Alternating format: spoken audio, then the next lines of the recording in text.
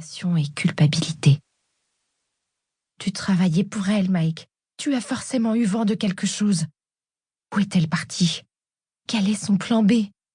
Que manigance-t-elle? Je ne me souviens pas. Tout est flou.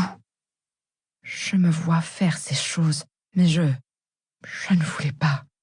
Il faut me croire, Raven, je ne voulais pas, se défendit-il. Mon avant-bras vint se caler contre la gorge du garçon, le plaquant un peu plus contre le mur. C'est un peu tard pour avoir des remords. Dis-moi où est Catherine. Raven, si je le savais, je te le dirais. Il dit la vérité, fit remarquer Anna qui avait appris à puiser dans mon pouvoir pour sonder les émotions. Je ne t'ai rien demandé. Je relâchai Mike en soufflant bruyamment. Je me mis à marcher de long en large devant lui. Qui pouvait savoir? Nous avions déjà retrouvé des dizaines de magiciens à la botte de Catherine dans la ville. Personne ne savait où elle se trouvait. Personne n'en avait la moindre idée. « Où se trouve la mère de Violette ?» demandai-je. Qui? La mère de Violette, l'ex-fiancée d'Aristote Grimalt, précisai-je. Elle a été enlevée par des FAF associés à Catherine. Ils la détiennent sûrement encore. Je ne sais pas de qui tu parles. Tu me fais perdre mon temps. J'avançai la main vers son crâne, mes doigts s'apprêtaient à se poser sur sa chair d'acier quand Ronan retint mon bras. « Ça suffit, dit-il. Je n'ai pas besoin de ton pouvoir pour savoir qu'il dit la vérité. Il n'avait pas le contrôle pendant la bataille, Catherine l'avait. »« Alors quoi ?» crachai-je en me retournant. « Il a manqué de me tuer, il a œuvré pour Catherine et on le laisse partir? On efface tout ce qu'il a fait ?»« Il n'a rien voulu faire, Raven, » rétorqua Ronan. « Il est une victime, tout autant que toi. » Le téléporteur me fusilla du regard. « Moi aussi, je veux retrouver Catherine, mais ce garçon ne peut pas nous aider. » Il me fallut l'aide de Rana pour reculer d'un pas, m'éloigner de Mike et surtout ne pas lui démolir le portrait. Il a travaillé pour elle. Il l'a aidée. Il s'est battu. Il est responsable de ce qui est arrivé. Lançai-je avec des mots hachés. Il ne voulait pas ce qui est arrivé, fit Ronan. Il l'a subi autant que tu l'as subi.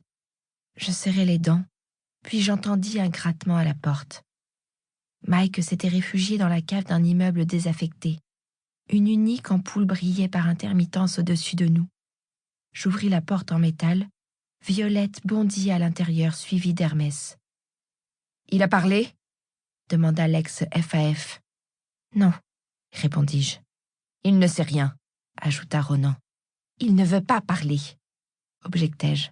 « Ronan et moi ne sommes pas d'accord sur les méthodes à employer pour poursuivre cet interrogatoire. » Je vis le téléporteur lever les mains vers le ciel. « Il ne sait rien, » répéta-t-il en séparant chaque mot. Je grognais, me tournai vers lui et le dévisageai. « Tu n'es pas télépathe. Si tu me laissais lire ses souvenirs, on pourrait en avoir le cœur net.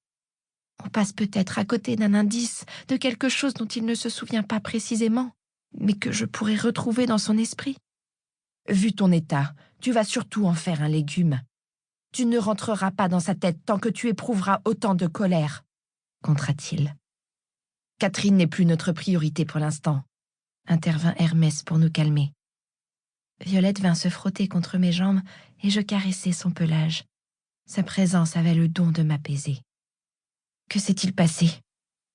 demandai-je en vérifiant que Mike n'en profitait pas pour s'enfuir. Il n'y avait de toute façon qu'une seule issue. S'il tentait de passer, j'allais lui briser le genou comme promis. Armure d'acier ou non, je trouverais un moyen. Une explosion, plutôt massive, très anormale, à Boston, et qui ne visait rien en particulier, lança Hermès. Alvin pense qu'il s'agit de Ulrich, le coupai-je. Il hocha la tête. S'il se balade dans la nature sous sérum sans être capable de contrôler ses pouvoirs, qui sait les dégâts qu'il va occasionner, dit Ronan. Qu'est-ce que je fais de lui? Demanda Hermès en désignant Mike. Pour continuer à écouter ce livre audio gratuitement, cliquez sur le lien dans la description et vous pourrez l'écouter en entier sans frais grâce à l'essai de 30 jours d'Audible.